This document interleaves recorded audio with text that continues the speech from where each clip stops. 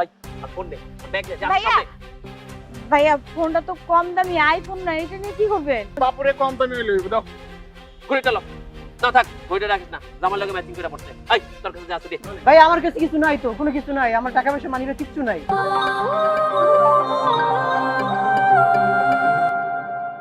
বাবু আজকে তোমাকে এই ড্রেসটা না অনেক সুন্দর লাগছে। এটা আম্মু কিনে দিছে। তাই নাকি? অনেক সুন্দর হয়েছে। আর কি ফোন চালাও তুমি, কি পুরোনো টেপন। শোনো, আমি তোমাকে নেক্সট মান্থের প্রথম সপ্তাহে একটা আইফোন 14 প্রো ম্যাক্স গিফট করব। সত্যি? আর আমাদের তো হানিমুন হবে প্যারিস। হ্যাঁ, আমি তো ওইভাবে সবকিছুই পারচেজিং করে রাখছি। কিন্তু ব্যাপারটা হয়েছে কি, আমার বিকাশে তো আমার টাকা তুমি তো জানো, হঠাৎ করে পিন চাপতে চাপতে 3বার কেন জানি লক হয়ে গেছে। এখন আমার পকেটেও কোনো ক্যাশ, তো তুমি তো জানো ক্যাশ নিয়ে তো রাস্তাঘাটে ঘুরি না। তোমার কাছে কি 1000 টাকা হবে? 1000 কেন বাবু, তোমাকে আমি ভালোবাসি, তোমার জন্য আমি আমার জীবনটা উৎসর্গ করে দিতে পারি। দাঁড়াও, তোমাকে আমি এখনই দিচ্ছি, এই নাও। আর তোমাকে কিন্তু নেক্সট মান্থে আমি 14 প্রো ম্যাক্স দেব। ঠিক আছে ঠিক আছে। এই হাতে কি এটা দেখছস ভাইয়া আপনি ইট নিয়ে আমাদের মারতে আসছেন কেন? আমরা কি আপনার কোনো ক্ষতি করছি নাকি? আমার কোনো ক্ষতি তোরা করস নাই তোমরা দুইজনে মিলা প্রকাশ্যে বইসা প্রেম কইরা সমাজের ক্ষতি করতে চাও ভাইয়া প্রেম করা তো খারাপ কিছু না। খারাপ কিছু না না আই আর ফোন নে ব্যাগ নে যা ভাইয়া সামনে ভাইয়া ফোনটা তো কম দামি আইফোন না, এটা নিয়ে কি করবেন? বাপুরে কম দামি হইলো দাও। ঘুরে চলো না থাক ঘুরে রাখিস না জামার লগে ম্যাচিং করে পড়তে আই তোর কাছে যা আছে দে ভাই আমার কাছে কিছু নাই তো, কোনো কিছু নাই, আমার টাকা পয়সা মানিরা কিচ্ছু নাই। কি আছে বাইর কর নালে মাথাটার মধ্যে ইট দিয়ে এমন একটা বাড়ি দিব মাথা চার ভাগে দিব যা আছে বাইর কর বাবু তোমার কাছে যা আছে সব দিয়ে দাও, দিয়ে দাও। ভাই আমার কাছে কিছু নাই। বাবু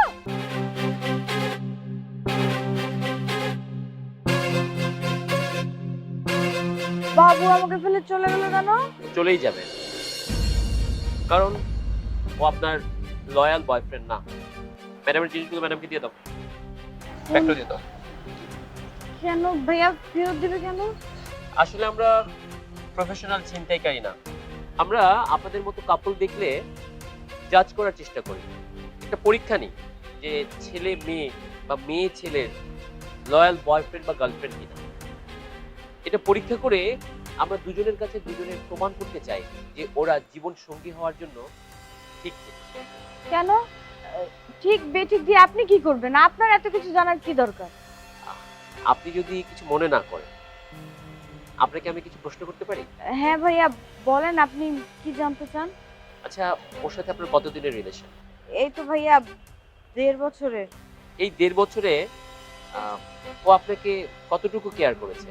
আসলে ভাইয়া ও একটু মধ্যবিত্ত, তো ওদের অত টাকা পয়সা নেই, আর ওর বাবা যা ইনকাম করে সেটা দিয়ে ওদের চলতে হয়। তাই আমার বাবার তো অনেক টাকা, আমি যতটুকু পারি ওকে টাকা পয়সা মানে সাহায্য সহযোগিতা করি আর কি। আর ও বলছে সামনে একটা ভালো জব পেলে আমার সব টাকা পয়সা আমাকে ফিরিয়ে দিবে। হ্যাঁ ও আপনাকে জব পেলে ফোন কিনে দিবে তারপর হচ্ছে আপনাকে সুইজারল্যান্ড নিয়ে যাবে তারপর আপনাকে আপনার সব ধরনের চাহিদা পূরণ করবে আপনাকে অনেক বড় ফ্ল্যাট দিবে ইচ এন্ড এভরিথিং বলেছে তাই না? আর আপনিও তাতে বিশ্বাস করেছেন? হ্যাঁ, কারণ আমি তো ওকে সত্যিকার ভালোবাসি। ভালোবাসেন? আচ্ছা আপনাকে যদি আমি একটা ব্যক্তিগত প্রশ্ন করি আপনি কি রাগ করবেন? না বলেন।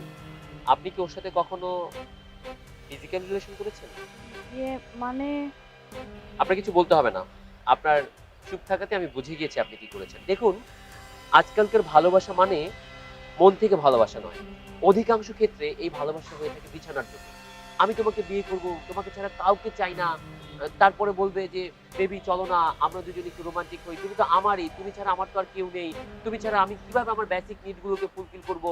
তাই আপনি বা আপনার মতো মেয়েরা ওর কথায় প্রলোভিত হয়ে চলে যান বিছানায়। তারপর কি হয় জানেন? তারপর যখন আপনাকে ভোগ করা শেষ হয়ে যাবে তখন ও আপনাকে ছুঁড়ে ফেলে দেবে। আমি মিথ্যা কথা বলছি না, আমি আমার ব্যক্তিগত উপলব্ধি থেকে কথা বলছি, আমার ব্যক্তিগত অভিজ্ঞতা থেকে কথা বলছি। আপনার মতো আমারও একটা বোন ছিল, সদ্য কলেজে পড়তো। সে সময় একটা ছেলের সাথে রিলেশন হয়, ছেলেটা ওকে অনেক প্রলোভন দেখায়, সেই প্রলোভনে আমার বোনটা পড়ে যায়, ওর ফাঁদে পা দেয়। এক সময় প্রেমের কথা বলে ওদের সম্পর্কটা বিছানা পর্যন্ত গড়ায়। আমরা পরিবারে কেউ জানতাম না, আমরা ভেবেছি হয়তো বন্ধু হবে, কিন্তু এক পর্যায়ে আমার বোনটা অন্তঃসত্ত্বা হয়ে পড়ে। আর ওই ছেলে আমার বোনকে গ্রহণ করতে অস্বীকার করে। কেন জানেন? ওর অন্য মেয়ের প্রয়োজন ছিল, অন্য একটা মেয়ের সাথে রিলেশন করেছিল। আর আমার বোন অপমান গ্লানি সইতে না পেরে আত্মহত্যা করে। আপনি বলুন তো, এখানে আমার বোনের দোষ কোথায় ছিল? ওদের সত্যিকারের ভালোবাসা বেশি ছিল, অথচ ওকে শেষ পর্যন্ত আত্মহত্যার পথ বেছে নিতে হলো। আমরা জানি আত্মহত্যা কোনো কিছু সমাধান নয়, কিন্তু ওকে বাধ্য করেছে কে? এই আপনার বয়ফ্রেন্ডের মতো কিছু বয়ফ্রেন্ডরা। এরপর থেকে আমি সিদ্ধান্ত নেই, আমি যখনই এরকম কাউকে দেখবো, আমার চোখের সামনে পড়বে প্রেম করছে, আমি যাচাই করার চেষ্টা করব ওরা যোগ্য কিনা। আমি আমার বন্ধুকে সবকিছু বলি এবং ও আমার সাথে থাকে। তাই আমরা যখন কাজে থাকি না, আমরা ফ্রি থাকি, তখন এই পরীক্ষাগুলো করি। কেন করি জানেন? আমরা চাই নিজের বোনের জীবন তো বাঁচাতে পারিনি, তাই আর কারো জীবন যদি বাঁচে, তাই এই চেষ্টাটা করি। আপনি আপনি কিছু মনে করবেন না, আম সরি যদি আপনি আমাদের ভুল বুঝে থাকেন। আপনি যা করেছেন একদম ঠিক কাজ করেছেন ভাইয়া। আপনার জায়গায় আমি থাকলে একই কাজ করতাম। কথায় বলে না, আল্লাহ যা করে ভালোর জন্যই করে। আসলে আমার তো কোনো বড় ভাই নেই, আপনি আমার বড় ভাইয়ের দায়িত্বটা পালন করেছেন। যদি আপনি আজকে আমাকে এভাবে না বোঝাতেন, আমি তো বুঝতেই পারতাম না। তাহলে হয়তো আপনার বোনের মতো আমাকেও সেই পথটাই বেছে নিতে হতো। আসলে আপনি আমার জীবন বাঁচিয়েছেন, আপনাকে অসংখ্য ধন্যবাদ। ঠিক আছে, আপনি ভালো থাকবেন। থ্যাংক ইউ ভাইয়া।